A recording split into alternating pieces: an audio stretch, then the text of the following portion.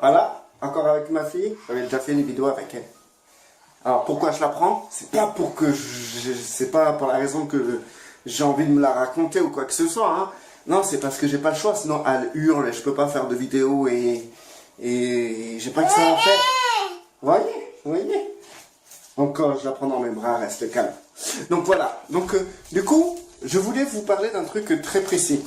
J'ai demandé à notre Seigneur, mais Seigneur, que veux-tu que je dise à ton peuple? Phrase phare dans laquelle j'attends toujours une réponse favorable. Et cette réponse a été, dis-leur que je prends pas plaisir à leur sacrifice.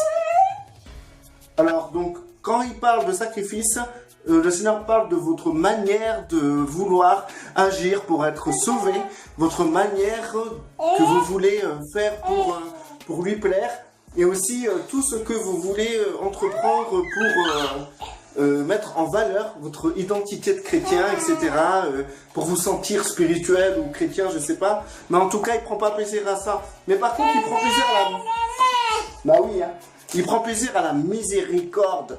Eh oui, voilà ce que le Seigneur m'a dit par rapport à ce que je devais vous dire, quoi. Donc du coup, tous tes efforts pour être quelqu'un ou faire quoi que ce soit pour Dieu ou quoi que ce soit, pour être droit ou je sais pas, et Dieu s'en fout complètement, hein, il prend pas plaisir à ça, mais il prend plaisir à la miséricorde. Donc si tu manques de miséricorde, dis-toi que tu fais pas plaisir à Dieu, même si tu fais tout bien, hein. Même si tu ne mens pas, tu fumes pas, tu bois pas, tu fais rien, eh ben dis-toi que Dieu prend seulement plaisir que quand tu fais miséricorde. Donc, est-ce que tu fais miséricorde? Miséricorde, c'est quoi? Bon, c'est-à-dire qu'il faut avoir pitié, il faut prendre pitié, il faut prendre soin de son prochain, pardonner, avancer, quoi, comme ça, quoi. C'est quelque chose qui doit être pour votre prochain. Le Seigneur aime quand vous prenez soin de votre prochain. Pas seulement de vos frères et sœurs, mais de vos prochains. Si vous prenez soin de votre prochain, le Seigneur aime cela. Alors ça, il aime cela. Hein, et il prend plus plaisir à ça qu'à tous vos sacrifices pour être un chrétien ou je sais pas quoi. D'accord? Donc alors déjà, cette pensée de dire oui, il faut faire ça ou ça pour être sauvé, c'est n'importe quoi. Oubliez ça tout de suite. Pour être sauvé, il faut juste avoir la foi, croire, car c'est par grâce que tu es sauvé, donc il faut croire en Yeshua. Donc du coup, j'ai pris quelques versets pour appuyer mes dires, parce que les gens, ils vont dire, oui, lui, il est taré dans sa tête, lui, en plus, il croit que tu lui parles. Eh, tu mets pas ça dans ta bouche, hein. Ok? D'accord? Tu mets pas dans ta bouche. Ok? Eh, regarde la caméra, là. Alors, verset, acte 16, verset 30-31, que faut-il que je fasse pour être sauvé? Crois au Seigneur Jésus et tu seras sauvé. Et voilà, une manière, la seule manière d'être sauvé. C'est tout. C'est tout, Dieu demande ça. Dieu te demande pas d'être le parfait chrétien, mais Dieu te demande de faire miséricorde. Mais, parce que tu es sauvé, fais miséricorde, comme Dieu t'a fait miséricorde. Donc, prends soin de ton prochain. Arrête de vouloir être le chrétien parfait en délaissant ton prochain. Parce que Dieu prend pas plaisir à ça. Et il s'en fout complètement de tous tes procédés, tes précédés, tes doctrines, je sais pas quoi, tu vois. Il s'en fout. Il s'en fout que tu fasses tout ça. T'as pas besoin d'être parfait pour être sauvé. T'as juste besoin de Jésus, qui est ton sauveur, et de faire miséricorde à ton prochain. Donc ensuite,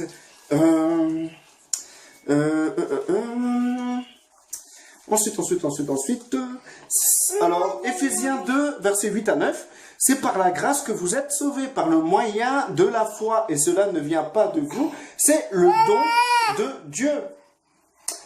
Non, pas sur la base des œuvres, donc vos sacrifices, afin que personne ne se glorifie. C'est par la grâce que vous êtes sauvés, par le moyen de la foi, et cela ne vient pas de vous, c'est le don de Dieu, c'est un cadeau que Dieu vous fait. Donc qu'est-ce que vous voulez de plus? Ah, rien du tout, hein. T'as tout compris, toi. C'est le don de Dieu, non pas sur la base des œuvres, afin que personne ne se glorifie. Donc, c'est pour ça que les chrétiens sont orgueilleux.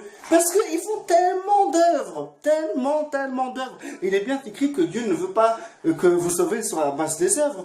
Pourquoi? Pour pas que vous vous glorifiez. Donc c'est-à-dire, qui dit œuvre dit se glorifier.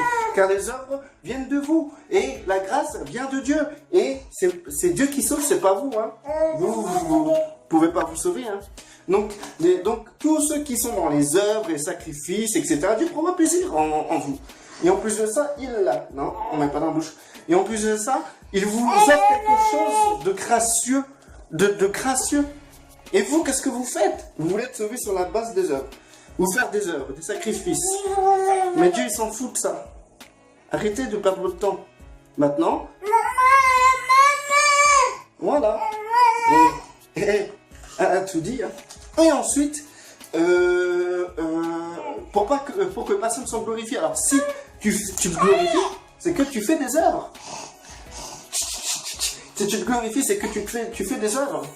Et la plupart des chrétiens se glorifient. Hein. Moi, je vous dis, hein, moi j'ai vu des chrétiens, des tas de chrétiens se glorifier. Tout plein de chrétiens se glorifient, pratiquement tous d'ailleurs. Même moi, je suis passé par là.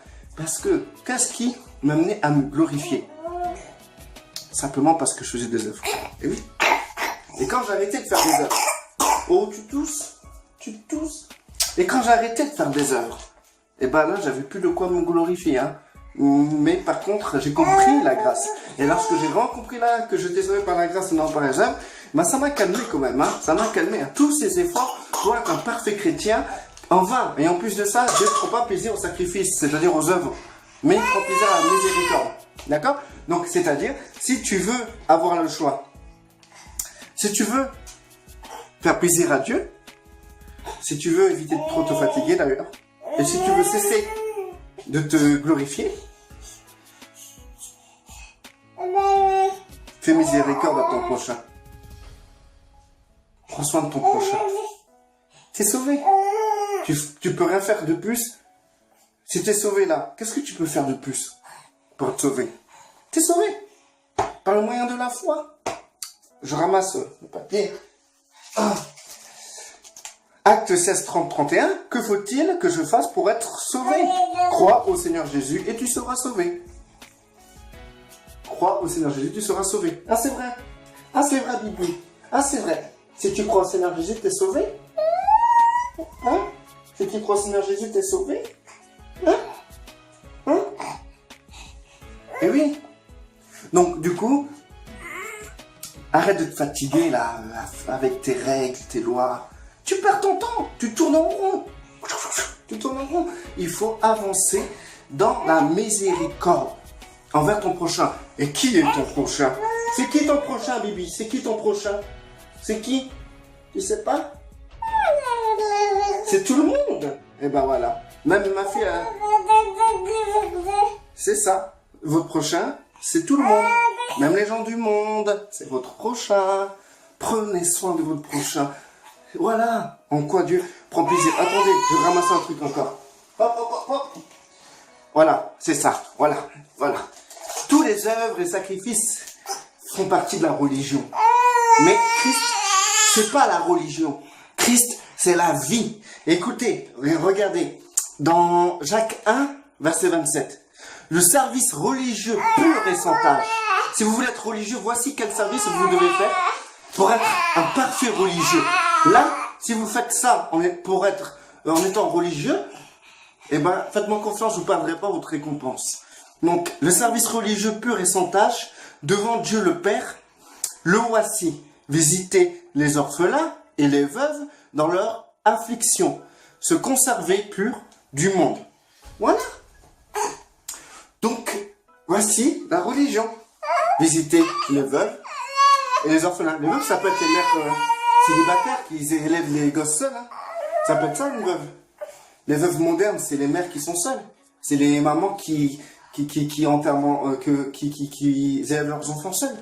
Ça peut être considéré comme une veuve. Un orphelin, ça peut être des orphelins n'importe où. Et aussi se rendre pur du monde, c'est-à-dire qu'il faut sortir de dans ces systèmes de pensée dans lesquels il faut faire quelque chose pour mériter quelque chose. Ces systèmes dans lesquels vous devez aussi, où vous voulez aussi vous développer, avoir une identité, une personnalité, copier les choses pour, comment dire, les stars, ou être comme les stars, vous comporter comme les stars, ou vous comportez comme la pourriture, les pourritures de ce monde, quoi. Être égoïste, se dire qu'on croit en Dieu. Dans le monde, il y a des tas de gens qui croient en Dieu, mais qui sont loin de la grâce, qui comprennent même pas c'est quoi la grâce. Faites-moi confiance, que vous qui croyez que vous êtes en Christ et que vous êtes sauvés, et que vous faites tout par des œuvres pour mériter cette grâce, Dites-vous que vous êtes pardon, parce que il y en a qui vous ont devancé dans la pratique religieuse pour obtenir le salut. Non, la pratique religieuse pour obtenir le salut, il n'y a pas de pratique religieuse pour obtenir un salut. Mais il y a des religions, ils vous dépassent. Et donc du coup, si vraiment vous avez Christ, il faut simplement, avec simplicité, accepter que c'est gracieux, que c'est un don de Dieu. C'est marqué, c'est un don de Dieu. Attendez, j'ai encore ramassé le papier. Ah, papa, il n'arrête pas de s'abaisser, hein. Donc, Ephésiens 2, 8, 9, c'est par le moyen de la grâce que vous êtes sauvés, par le moyen de la foi, d'accord? Et cela ne vient pas de vous. C'est le don de Dieu. C'est le don de Dieu. C'est le don de Dieu qui vous sauve. C'est pas vous. Cela ne vient pas de vous. Tout ce qui concerne la foi et la grâce ne vient pas de vous. C'est le don de Dieu. Et ensuite, non pas sur la base des œuvres, d'accord? Afin que personne ne se glorifie. Même aider les orphelins et les veuves et s'éloigner de cette mentalité du monde qui est... Tu veux que j'arrête? Qui est la pensée collective. C'est pas considéré comme des œuvres pour être sauvé, hein. C'est normal. Alors si tu veux être religieux, tu sais quoi faire? Je vais y aller parce qu'elle en a marre. Dis au revoir. Dis au revoir.